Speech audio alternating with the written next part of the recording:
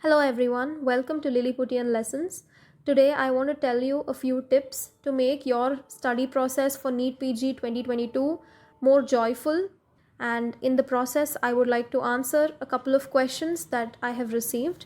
So let's get started. The million dollar question is, what is the optimum study method? What should we study? How should we study?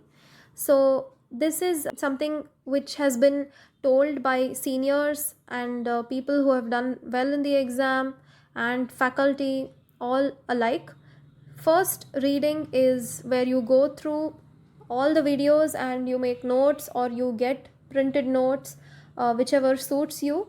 Frankly speaking, each one is as good as the other. Each week, when you complete a certain amount of syllabus, keep revising that over the weekend. Read those notes which you have made or which you have got for that week. Keep doing this every week, even during your first reading, so that the retention will be better if you keep revising in bits and pieces over a long time rather than reading it all together after the first reading has been completed. Retention will be better, and subsequently when you revise you will be able to go faster. Each time you will be able to go faster, and during your first reading, go over as many videos as possible. Stick to one particular source, but go over all the chapters. Don't skip chapters whether they are important or not important. Don't be biased at this stage. Read as much as possible in the first reading. Two things are playing an important role here. One is that this is an audiovisual content that you are collecting within your mind, and audiovisual content creates a very strong memory, very strong imprint. So in case you're not able to revise something, certainly these images or videos or descriptions given by the faculty will certainly help you in the exam. And secondly, even if it does turn out to be an important topic later on, you will not really have the time to go over the entire video again. So it's better if you read everything during your first reading. Now let's move on to the revisions. How many revisions are supposed to be done? How many revisions are possible? This is another famous question which gets asked by almost all students. The answer to this is that there is no specific answer. One thing we need to remember is that no revision will be 100% perfect. What I mean by this is you won't be able to revise every single sentence that you have studied during your first reading, or even for that matter, you won't be able to revise every single subject with equal amount of attention. So you just have to make peace with that. That's why your first reading is so important. Each time you revise, you're essentially brushing over the weak topics or weak concepts in certain chapters.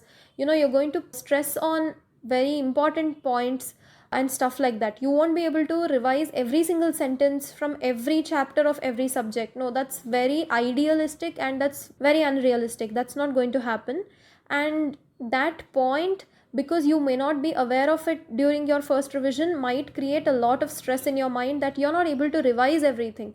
Don't stress out over that. You won't be able to revise everything. Be very realistic with yourself. Focus on your weak areas and revise them more often. So there is never one particular proper revision, that it's never going to happen.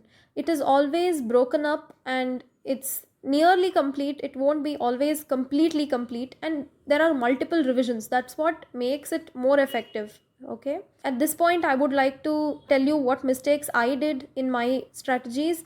My revisions were incomplete, mostly because I got really affected by all the postponements and all the lawsuits that were being filed, and it distracted me very much. And I took a really long time to move back on track. You need to make sure that you stay as strong as possible emotionally, mentally, and physically throughout this journey. Okay, so let's go to the next point which I'd like to talk about. There are a bunch of revision strategies. So based on how you have studied all this while, your revision strategy also will be very different.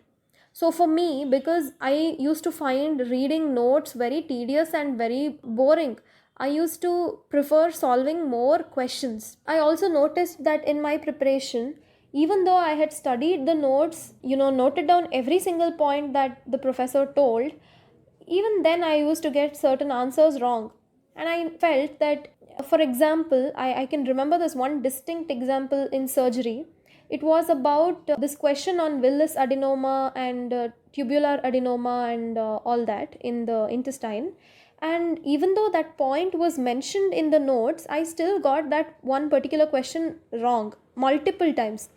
And that's when I realized the answer to the problem is not in the notes, it's in how I rule out the options, it's how they frame the question, how each time they're framing the same question differently. And that's when I realized that solving an MCQ is a different ball game altogether than gaining information from your notes. So even though the notes may have every single content that you might need for the exam, what the mind doesn't know, the eyes do not see. So if your mind doesn't know that a certain question can be framed based on this particular point that's there in the notes, your eyes will not really notice that particular point. So you have to have some kind of a balance between knowing your information and executing it in the form of solving MCQs. One of the strategies that I have mentioned here, the first one is being so thorough with your notes that you can identify most of the answers in MCQs. This is the most ideal case scenario, and most of us may not really go so well with this. The second one is solving many MCQs. This is what I preferred. It is an easier way to learn the art. And now we have such wonderful question banks where the answer and the explanation and description of each option is given in the explanation. So even without reading your notes so many times, you still have so much knowledge just by reading the explanations. We need to make use of that platform, that resource, to get an advantage over the art of solving an MCQ. The third strategy is attempting multiple tests frequently. So, you have multiple grand tests on various platforms. You write as many tests as possible so that you get a very varied bunch of questions and a lot of topics from which these kind of questions can be framed. So you will keep reviewing the wrong answers. That's a very important point I'm making here. You need to review at least the wrong answers, if not all. Okay, you need to review all ideally. But if you are not able to review all, at least the wrong ones you need to review with great emphasis. I'll be making a separate video about how we need to review either a grand test or a subject-wise test, or even for that matter, a simple custom module which we have created. So that will be coming up soon. The fourth strategy would be to solve questions and side by side study that particular segment of notes. This is what I used to do in the beginning. Frankly, it took up a lot of time because after each question you need to find that chapter in the exact segment and go over it. So if you have a lot of time left, then this is a very, very effective method. You will revise your notes as well as solve questions, and it will work like a 2-in-1 strategy. It really helped me for the initial days of my preparation. The fifth method would be to solve previous year's questions and study that chapter which has been in question. But I wouldn't really recommend this because the previous year's papers only guide you towards what pattern of questions you can expect and what difficulty level you can expect, but they don't really guide you on what chapters the questions will be based on. Every chapter becomes equally important whether or not it has been asked previously. Also, you need to know that there is no one best way. A mix-up of all of these, depending on your strong and weak subjects, that's the way to go. The next point, which is a very important point of this video, are the common mistakes to be avoided. So the first mistake many people do is either they read only notes without solving questions, or they solve only questions without knowing the stuff in the notes. Both are equally bad. Okay, reading only notes without solving questions is like you know everything about an automobile engine, but you don't know how to drive a car. And solving MCQs without knowing the basics is like you know how to drive the car, but you have no idea how it works or what you need to do in case the car crashes, right? So either way, it's not very good. So you need to find a balance. You need to know something about the car. You need to know something about driving as well. The next mistake is not sticking to the timetable that you have made for yourself. So today a person A will make a timetable and tomorrow his friend will come up with another timetable and say, hey, look, this is far more feasible and achievable.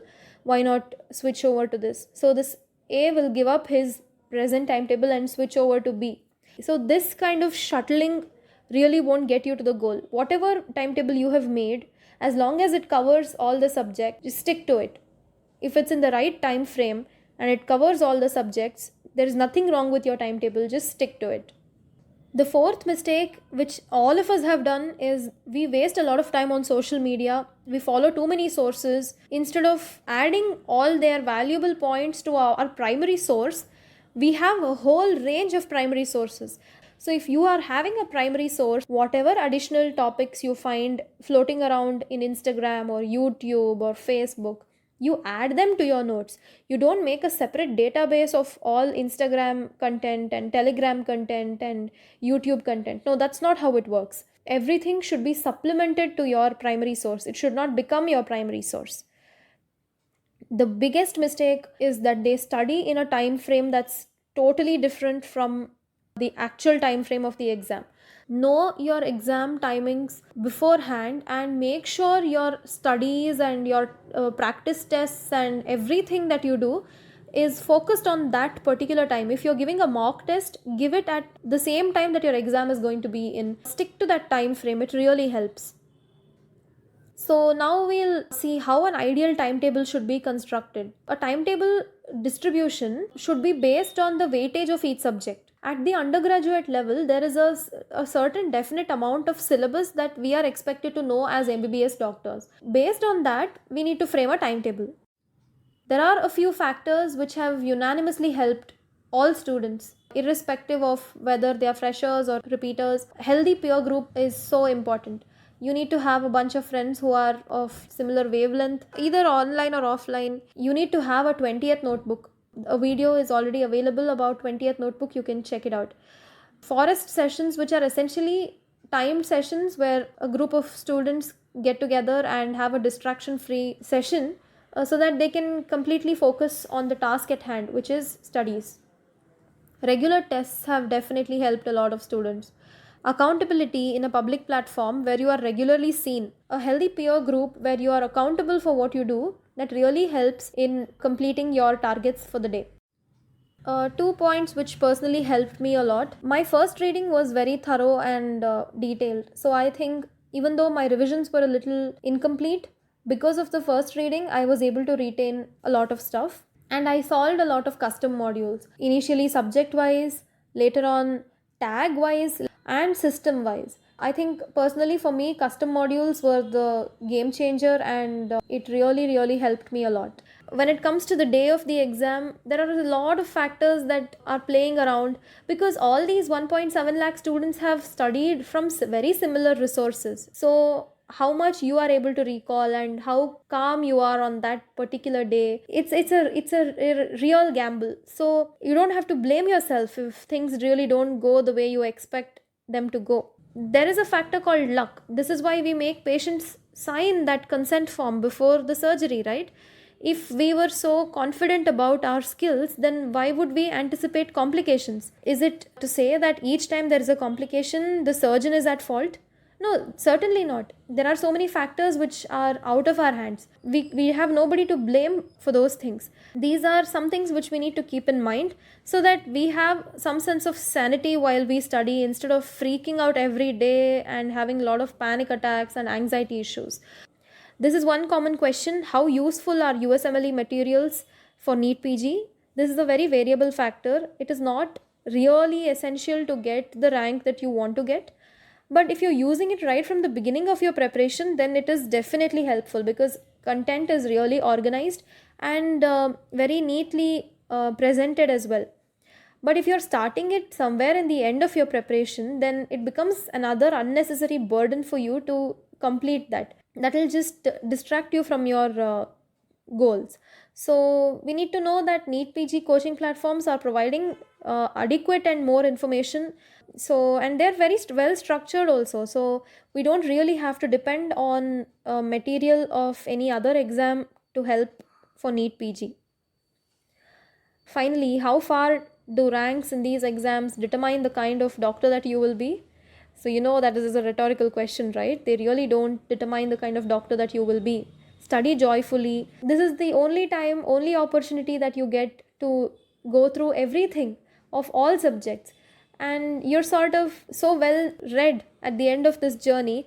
It's always definitely very helpful to know something about everything, and NEET PG provides you the best opportunity to do that during your medical career. I wish you the best. Study well, study joyfully, and be happy. Bye bye.